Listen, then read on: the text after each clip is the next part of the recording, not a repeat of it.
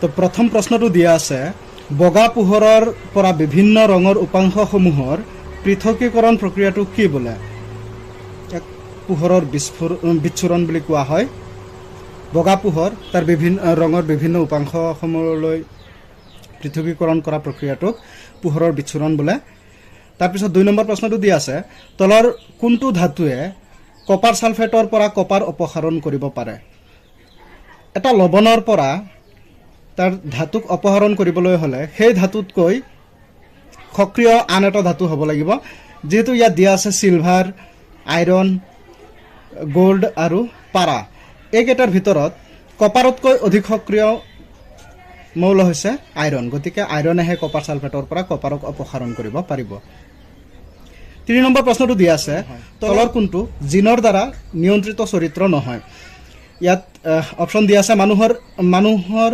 এজনৰ ওজন মানুহ এজনৰ উচ্চতা মানুহ এজনৰ চকুৰ ৰং মানুহ এজনৰ গাৰ বৰণ ইয়াত মানুহৰ ওজন 4 নম্বৰ প্ৰশ্নটো এটা উক্তি ষ্টেটমেন্টৰ প্ৰশ্ন এনেকুৱা প্ৰশ্ন কেইবাটাও মেট্ৰিক পৰীক্ষাটো আহিব ইয়াত উক্তিটো দিয়া আছে পৰ্যায় এটাত খুফালে ক্ৰমান্বয়ে ইলেক্ট্ৰন হেৰুৱাৰ প্ৰৱণতা বাঢ়ে আমি জানো পৰ্যায়বৃত্ত তালিকাৰ পৰ্যায় এটাত যদি আমি খুফালৰ পৰা বাওফাললৈ গৈ থাকো তেতিয়াহলে ইলেক্ট্ৰন হেৰুৱাৰ প্ৰৱণতাটো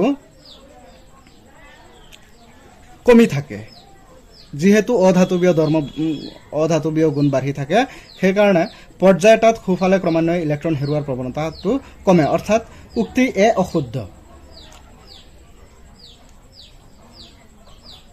তাৰপিছত কাৰণ দিয়া আছে পৰ্যায় এটাত খুফালে ক্ৰমান্বয়ে যোজক ইলেক্ট্ৰনৰ ওপৰত আকৰ্ষণ ক্ৰিয়া কৰা কাৰ্যকৰী নিউক্লিয় আধানৰ মান বাঢ়ে আমি জানো যে পৰ্যায়বৃত্ত তালিকা এটাৰ পৰ্যায় এটাত খুফালৰ পৰা যদি আমি বাওফালৰ পৰা খুফাললৈ যাওঁ তেতিয়াহলে ইলেক্ট্ৰনৰ যেটো নিউক্লিয় আধান হেতু বাঢ়ি যায় অৰ্থাৎ কাৰণটো শুদ্ধ এতিয়া অপচনত দিয়া আছে এ আৰু আৰ দুয়োটাই শুদ্ধ আৰু আর এর কারণ হয় দুয়োটাই শুদ্ধ নহয় যেহেতু আমি গম পাইছো যে এ হৈছে অশুদ্ধ আৰু আৰ হৈছে শুদ্ধ গতিকে এটো অপশনৰ কাৰণে হ'ব অপশন ডি অৰ্থাৎ শুদ্ধ উত্তৰটো হ'ব এ উক্তিটো ভুল কিন্তু আৰ যেটো কাৰণ হেতু শুদ্ধ যে নহক তাৰ পিছৰ প্ৰশ্নটো আছিল কলাত প্ৰৱেশ কৰা পিছত তেজৰ নলী গঠনৰ সঠিক ক্ৰম কোনটো কলাত প্ৰৱেশ কৰাৰ পিছত তেজৰ নলী গঠনৰ সঠিক ক্ৰমটো হৈছে যে ধমনী আৰু ধমনীৰ পৰা কিছুমান ৰক্তজালিকা ওলাই ৰক্তজালিকাৰ পৰা শিৰালৈ তেজৰ নলী গঠন ক্ৰমটো দেখা যায় গতিকে শুদ্ধ উত্তৰটো হ'ব বি ধমনী ৰক্তজালিকা আৰু শিৰা 6 নম্বৰ প্ৰশ্নটো দিয়া আছিল প্ৰতিবিম্ব আৰু বস্তুৰ আকাৰ সদায় সমান এই উক্তিটো প্ৰযোজ্য হ'ব উত্তল দাপনত অবতল দাপনত সমতল দাপনত সকলো দাপনৰ ক্ষেত্ৰত নহয় এটো হ'ব সমতল দাপনৰ ক্ষেত্ৰত তাৰ পিছত 7 নম্বৰ প্ৰশ্নটো এটা উক্তি আৰু কাৰণৰ প্ৰশ্ন যত উক্তিটো দিয়া আছে জৈৱ গেছৰ মূল উপাদান হল মিথেন এটো সত্য কথা যে জৈৱ গেছৰ মূল উপাদান প্ৰায় 75% মিথেন হয় কাৰণটো দিয়া আছে পানীৰ উপস্থিতিত আৰু গৰু গোবৰৰ অবায়বীয় অৱক্ষয় ঘটি জৈৱ গেছ উৎপন্ন হয় কাৰণটো শুদ্ধ কিন্তু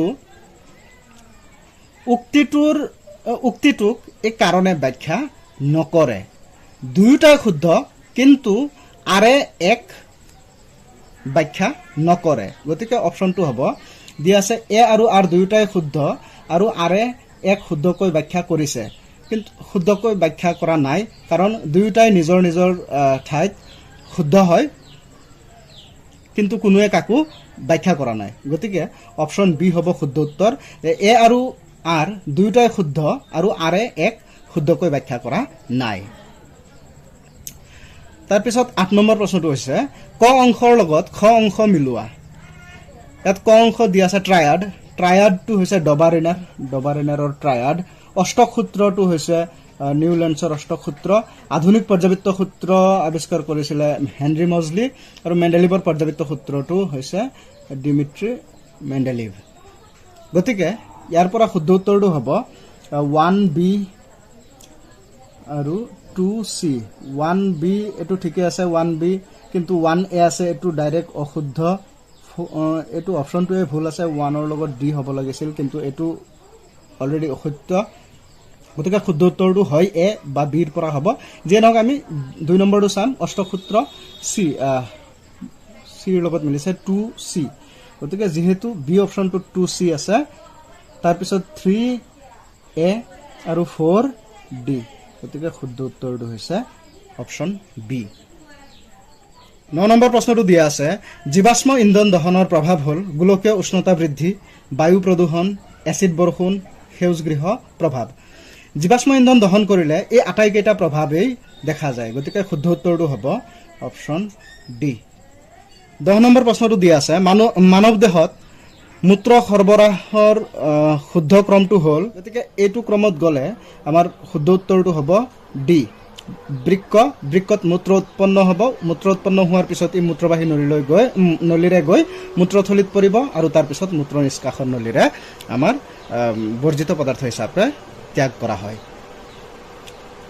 11 নম্বৰ প্ৰশ্নটোত দিয়া আছে, উক্তি দিয়া আছে, নিয়ন্ত্ৰণ আৰু সমন্বয়ৰ বাবে কোনো স্নায়ুতন্ত্ৰ নাথাকে। উদ্ভিদে বিদ্যুৎ ৰাসায়নিক প্ৰক্ৰিয়া এটা কোষৰ পৰা আনটো কোষলৈ কঢ়িয়ায়। উদ্ভিদৰ ক্ষেত্ৰত ৰাসায়নিক সমন্বয় সংঘটিত হ'বলৈ স্নায়ুতন্ত্ৰ নাথাকে, এইটো শুদ্ধ কথা। লগতে দিয়া আছে, বিদ্যুৎ ৰাসায়নিক প্ৰক্ৰিয়াৰেহে এটা কোষৰ পৰা আনটো কোষলৈ ৰাসায়নিক সমন্বয় সৃষ্টি হয় বা বাৰ্তাবিলাক প্ৰেৰণ কৰা হয়। গতিকে এইটো শুদ্ধ। আৰু ইয়ে প্ৰথম উক্তিটোক ব্যাখ্যা কৰে। গতিকে শুদ্ধ উত্তৰটো হ'ব এ আৰু আৰ দুয়োটাই শুদ্ধ। হয়, দুয়োটাই শুদ্ধ, কিন্তু আৰে এক শুদ্ধকৈ ব্যাখ্যা কৰে। হয়, শুদ্ধ যে ব্যাখ্যাটোৱে উক্তিক শুদ্ধকৈ ব্যাখ্যা কৰে। গতিকে শুদ্ধ উত্তৰ হ'ব এ। 12 নম্বৰ প্ৰশ্নটো দিয়া আছে, তলৰ কোনকেইটা ঘটনাৰ বাবে ৰামধেনুৰ সৃষ্টি হয়? প্ৰতিসৰণ, বিচ্ছুৰণ, প্ৰতিফলন, আভ্যন্তৰীণ পূৰ্ণ প্ৰতিফলন।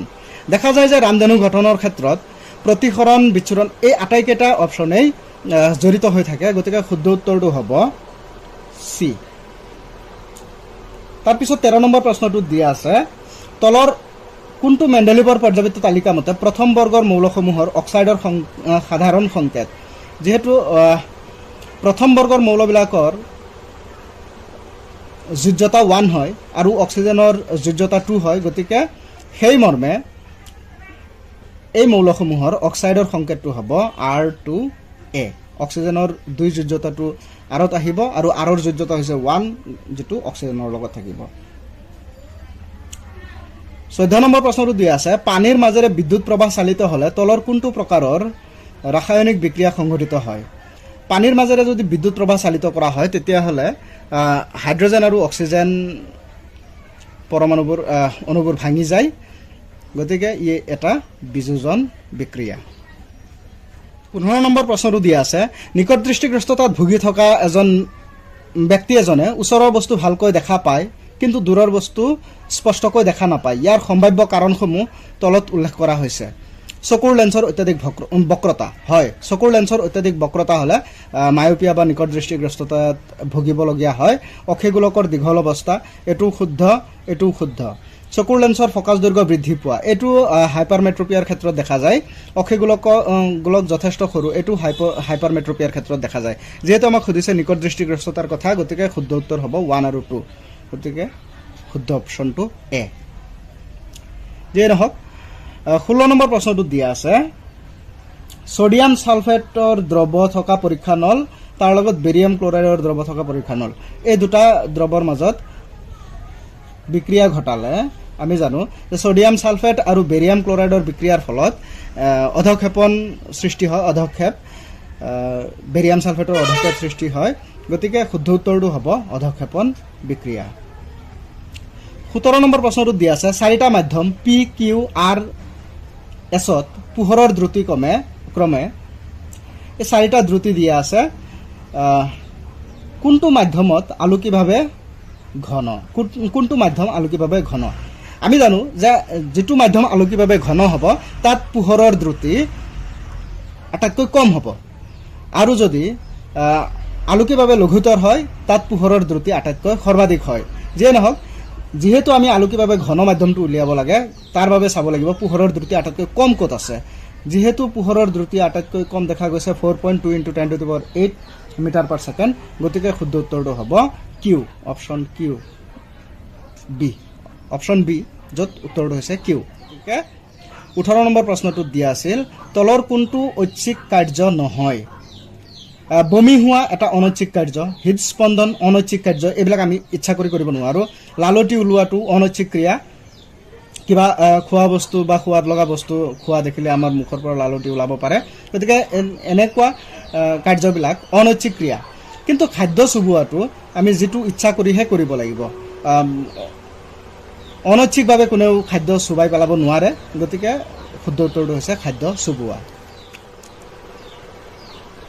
পিছৰ প্ৰশ্নটোত সুধিছে 19 নম্বৰ প্ৰশ্নটোত সুধিছে মেণ্ডেলৰ এক সংকৰণ পৰীক্ষাৰ F2 জনুৰ ব্যক্তৰূপৰ অনুপাতটো হ'ল, আমি চবেই জানো যে মেণ্ডেলৰ এক সংকৰণ পৰীক্ষাৰ F2 জনুৰ ব্যক্তৰূপ অনুপাতটো হৈছে 3:1। 20 নম্বৰ প্ৰশ্নটো দিয়া আছে ই মৌলৰ তৃতীয় কক্ষত থকা ইলেক্ট্ৰন দ্বিতীয় কক্ষৰ 50%, অৰ্থাৎ আধা, ইৰ পাৰমাণৱিক সংখ্যা।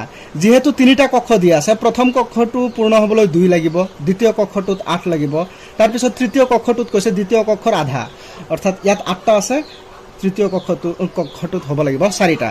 গতিকে আমি যোগ কৰি পাওঁ 14, অৰ্থাৎ অপশ্যন চি।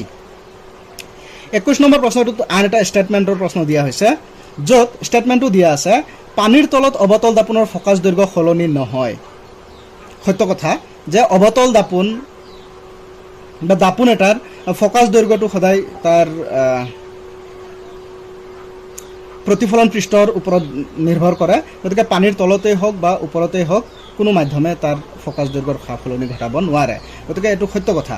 তাৰপিছত কাৰণ দিয়া আছে অৱতল দাপোনৰ ফকাচ দৈৰ্ঘ্য মাধ্যমৰ ওপৰত নিৰ্ভৰ নকৰে। অৱতল দাপোনৰ ফকাচ দৈৰ্ঘ্য হয়, এইটো শুদ্ধ কথা যে এই অৱতল দাপোনৰ ফকাচ দৈৰ্ঘ্য মাধ্যমৰ ওপৰত নিৰ্ভৰ নকৰাৰ কাৰণেই পানীৰ তলত অৱতল দাপোনৰ ফকাচ দৈৰ্ঘ্য সাল সলনি নহয়। অৰ্থাৎ দুয়োটাই শুদ্ধ আৰু আৰ হৈছে এৰ শুদ্ধ ব্যাখ্যা। গতিকে শুদ্ধ উত্তৰটো হ'ব অপশ্যন এ, য'ত উক্তি এ আৰু কাৰণ আৰ দুয়োটাই শুদ্ধ, কাৰণ আৰ উক্তি এৰ শুদ্ধ বিশ্লেষণ হয়, আৰটো এৰ বিশ্লেষণ হয়। পিছৰ প্ৰশ্নটো 22 নম্বৰ প্ৰশ্নটো হৈছে ভূগৰ্ভত মৃত জীৱবোৰ পেট্ৰলিয়াম আৰু প্ৰাকৃতিক গেছলৈ ৰূপান্তৰ হয়। সূৰ্যৰ আমি জানো যে ভূগৰ্ভত মৃত জীৱবোৰ পেট্ৰলিয়াম আৰু প্ৰাকৃতিক গেছলৈ ৰূপান্তৰিত হয়, কাৰণ ভূগৰ্ভৰ তাপ, প্ৰচণ্ড হেঁচা আৰু বায়ুৰ অনুপস্থিতিৰ কাৰণে। যিহেতু ইয়াত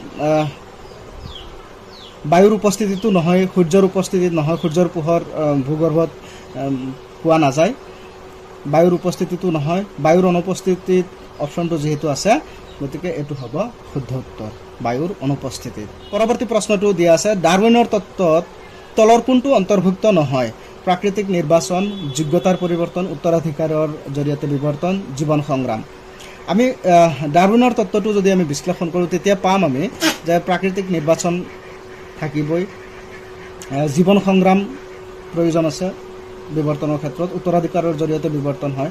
কিন্তু যোগ্যতাৰ পৰিৱৰ্তন যিটো আমাৰ আৰ্জিত চৰিত্ৰৰ ওপৰত নিৰ্ভৰ কৰে, এই যোগ্যতাৰ পৰিৱৰ্তনে কিন্তু ডাৰউইনৰ তত্ত্বক প্ৰতিষ্ঠিত নকৰে। সেয়ে ইয়াত অন্তৰ্ভুক্ত নহয় বুলি সুধিছিল, গতিকে শুদ্ধ উত্তৰটো হ'ব যোগ্যতাৰ পৰিৱৰ্তন।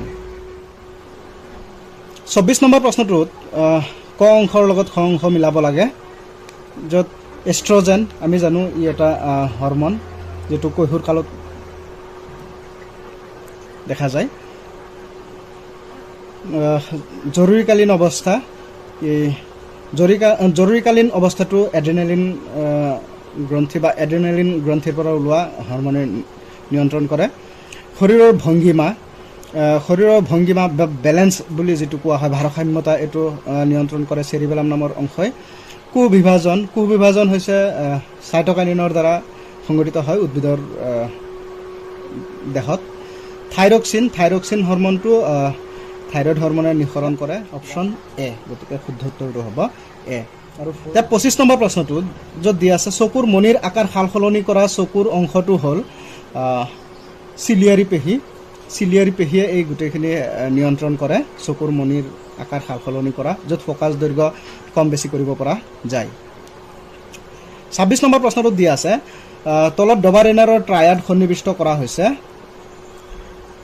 য'ত ডবাৰেনাৰৰ ট্ৰায়াডৰ মতে এক্স আৰু ৱাই বুজোৱা মৌলকেইটা চিনাক্ত কৰা। এক্স আৰু ৱাই বুজোৱা মৌলকেইটা চিনাক্ত কৰা। ইয়াত দেখা গৈছে যে লিথিয়াম, ছডিয়াম, পটাছিয়াম আছে। ইয়াত আছিলে ডবাৰেনাৰৰ ট্ৰায়াডত কেলছিয়াম, ষ্ট্ৰনচিয়াম, বেৰিয়াম। গতিকে এক্সত হ'ব কেলছিয়াম। এক্সত কেলছিয়াম দুটা ঠাইত আছে, যিকেইটাত নাই আমি আগতে কাটি দিছোঁ। গতিকে অপশ্যন হয় বি, নহ'লে ডি হ'ব। তাৰপিছত ৱাইৰ মানটো চাম। ৱাই ক্লৰিন, ব্ৰমিন, আয়ডিন এইটো হেল'জেনত পৰিছে, গতিকে ৱাইটো হ'ব আয়ডিন, আই। শুদ্ধ উত্তৰটো হ'ব ডি। 27 নম্বৰ প্ৰশ্নটোত সুধিছে প্ৰদত্ত চিত্ৰটোত খালী ঠাইত বা এই প্ৰশ্নবোধক চিনটোত কি বহিব? ইয়াত দিয়া আছে উদ্দীপনা, গ্ৰাহককো, উদ্দীপনাটোক গ্ৰাহককোহে ৰিচিভ কৰিব, সংজ্ঞাবাহী নিউৰনলৈ প্ৰেৰণ কৰিব, তাৰপিছত ই স্নায়ুৰজ্জলৈ যাব। স্নায়ুৰজ্জলৈ গৈ আজ্ঞাবাহী নিউৰন, তাৰপিছত কাৰ্যকৰী পেশী আৰু উদ্দীপনালৈ গতি কৰে। এই গোটেই গতিকে প্ৰশ্নবোধক চিনটোত হ'ব স্নায়ুৰজ্জু। 28 নম্বৰ প্ৰশ্নটোত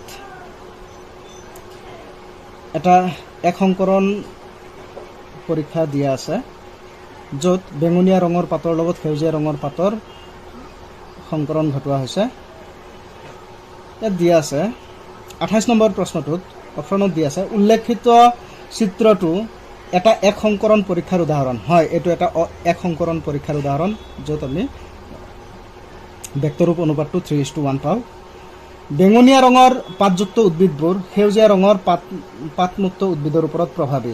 হয়, আমি যদি F1 জনুকেইটা চাওঁ তেতিয়াহ'লে আমি দেখা পাম যে বেঙুনীয়া আৰু সেউজীয়াৰ সংকৰণৰ ফলত প্ৰভাৱী চৰিত্ৰটো হৈছে বেঙুনীয়া ৰঙৰ পাত, গতিকে এইটো সেউজীয়াৰ ওপৰত প্ৰভাৱী। 3 নম্বৰটোত সুধিছে বেঙুনীয়া আৰু সেউজীয়া ৰঙৰ চৰিত্ৰবোৰ একেলগে F1 জনুলৈ প্ৰবাহিত হৈছে, কিন্তু কেৱল বেঙুনীয়া ৰংটোহে F1 জনুত প্ৰকাশ পাইছে। এইটো শুদ্ধ, এইটো শুদ্ধ আৰু 3 নম্বৰটো শুদ্ধ, যে বেঙুনীয়া আৰু সেউজীয়া ৰঙৰ দুয়োটা চৰিত্ৰই F1 জনুলৈ প্ৰবাহিত কৰিছে। ইয়াত যদিও বেঙুনীয়া ৰংটো প্ৰভাৱী হৈছে, কিন্তু কেৰিয়াৰ হিচাপে, বাহক হিচাপে সেউজীয়া ৰংটো কিন্তু F1 জনুতো আছে, যাৰ কাৰণে F2 জনুত গৈ আমি সেউজীয়া ৰঙৰ চৰিত্ৰ দেখা পাম। যিয়ে নহওক 4 নম্বৰ উক্তিটো দিছে সেউজীয়া ৰংটো F1 জনুলৈ প্ৰবাহিত হোৱা নাই। নহয়, এইটো ভুল কথা যে সেউজীয়া ৰংটো F1 জনুলৈ প্ৰবাহিত হোৱা নাই বুলি নহয়, প্ৰবাহিত হৈছে, কিন্তু বেঙুনীয়া ৰংটো প্ৰভাৱী হৈছে। যেহেতু হোৱা নাই কৈছে, গতিকে এইটো হ'ব অশুদ্ধ, অৰ্থাৎ শুদ্ধ উত্তৰ হ'ব 1, 2 আৰু 3 থকা অপশ্যনটো, 1, 2 আৰু 3। গতিকে শুদ্ধ উত্তৰটো হ'ব অপশ্যন চি।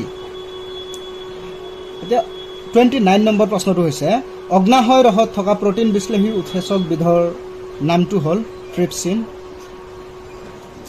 30 নম্বৰ প্ৰশ্নটো হৈছে অশুদ্ধ উক্তিটো বাছি উলিওৱা।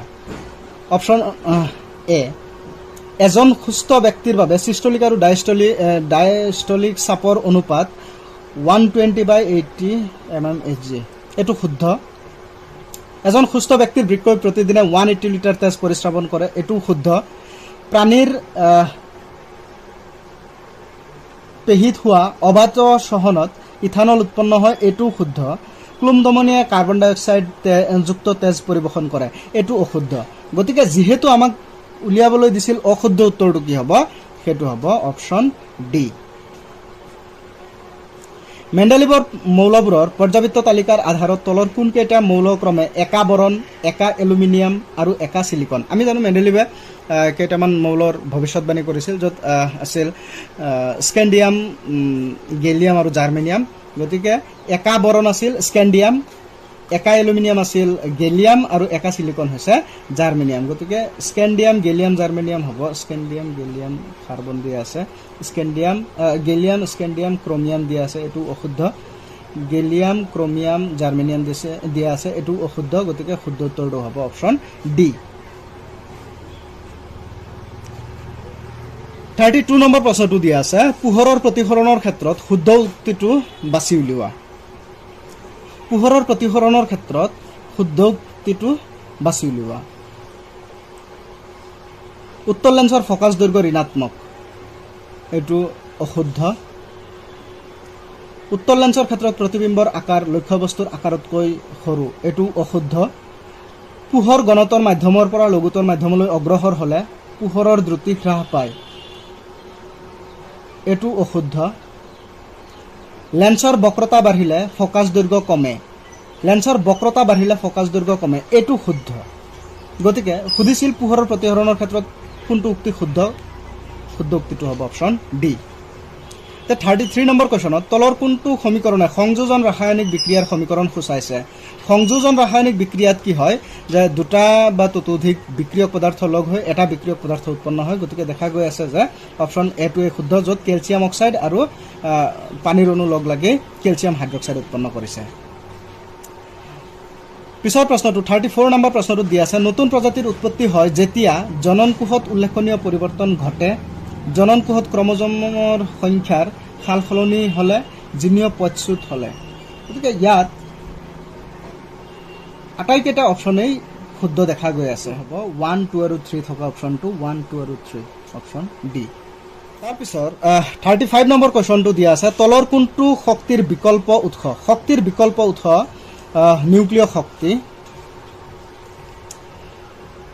36 নম্বৰ কুৱেশ্যনটো দিয়া আছে তলৰ ৰাসায়নিক বিক্ৰিয়াটোত জাৰক পদাৰ্থ বাছি উলিওৱা জাৰক পদাৰ্থ যেটো কি হয় অক্সিজেন যোগ হয় তাত হাইড্ৰজেনত অক্সিজেন নাছিলে আগতে কিন্তু বিক্ৰিয়া কৰাৰ শেষত অক্সিজেন যোগ হৈছে গতিকে জাৰক পদাৰ্থটো হৈছে হাইড্ৰজেন অপশ্যন এ